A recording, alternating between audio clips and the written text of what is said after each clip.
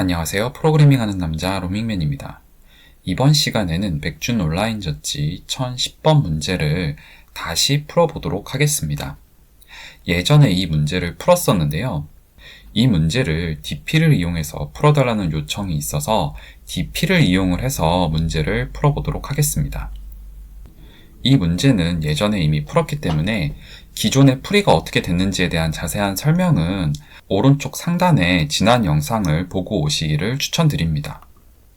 결과적으로 이 문제의 경우에는 조합을 구하는 문제이고요. 그래서 NCR을 계산하는 문제입니다. N combination R이 되겠죠. 그리고 제가 제출했던 코드를 지금 보게 되면은 다음과 같이 테스트 케이스 각각에 대해서 이터레이션을 돌면서 컨비네이션을 구하는데 그 컨비네이션을 갖다가 이제 구현을 하는 내용이 있는 거죠.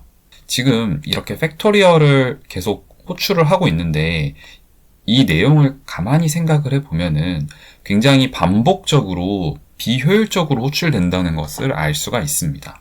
간단하게 한 가지 케이스만 생각을 해보더라도 10 팩토리얼을 구하기 위해서는 결국은 5 팩토리얼도 계산을 하게 되는데 5 팩토리얼 구할 땐 또 5 팩토리얼을 계산하고 10 팩토리얼을 구할 땐 또 10 팩토리얼을 구하기 위해서 5 팩토리얼을 또 계산하고 있거든요. 일반적으로 이런 중복되는 비효율을 제거하는 게 다이나믹 프로그래밍의 골자이잖아요. 따라서 기존에 풀었던 코드에서 이제 그런 부분을 개선해 보려고 합니다. 자, 그럼 여기서 직접 코드를 작성을 해 볼게요.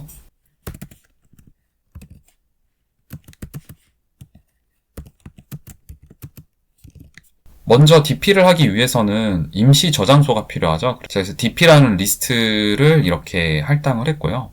초기 값을 다 0으로 세팅을 해놨어요. 그러니까 0이 있다라는 거는 아직 값을 넣지 않았다. 이미 계산된 값이 아니다 라는 뜻이 되겠죠. 그리고 30까지만 생성을 한 이유는 문제 조건을 보시면 n과 m이 30 미만이기 때문입니다. 자, 이 부분은 이제 종류 조건이니까 크게 달라질 이유가 없고요. 이제 여기가 달라지겠죠. 만약에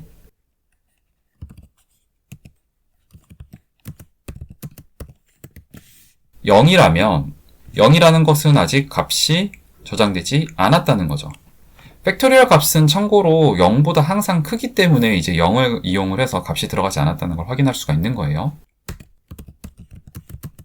자, 여기다 값을 입력을 해야 되는데 원래 입력하던 값을 이용을 하면 되겠죠.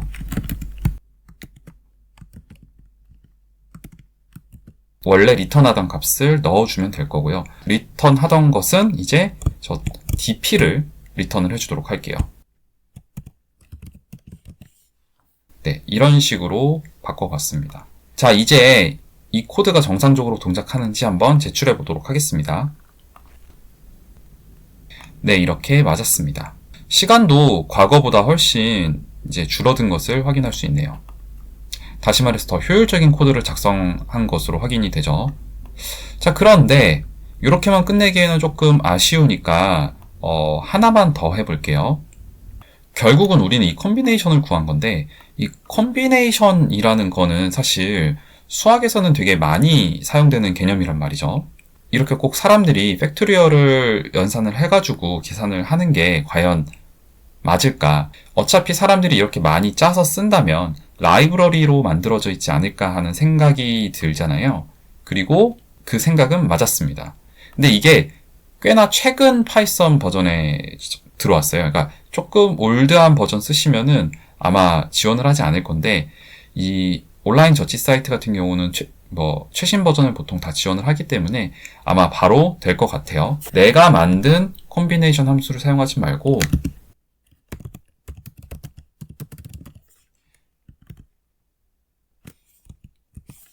매스에서 지원하는 콤비네이션 함수를 사용하자는 거죠.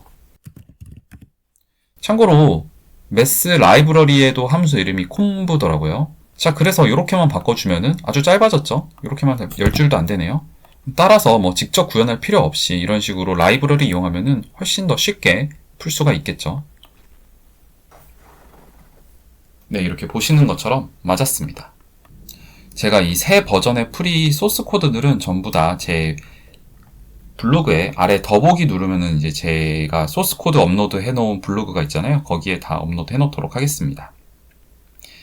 이번 영상은 여기까지입니다. 시청해주셔서 대단히 감사합니다.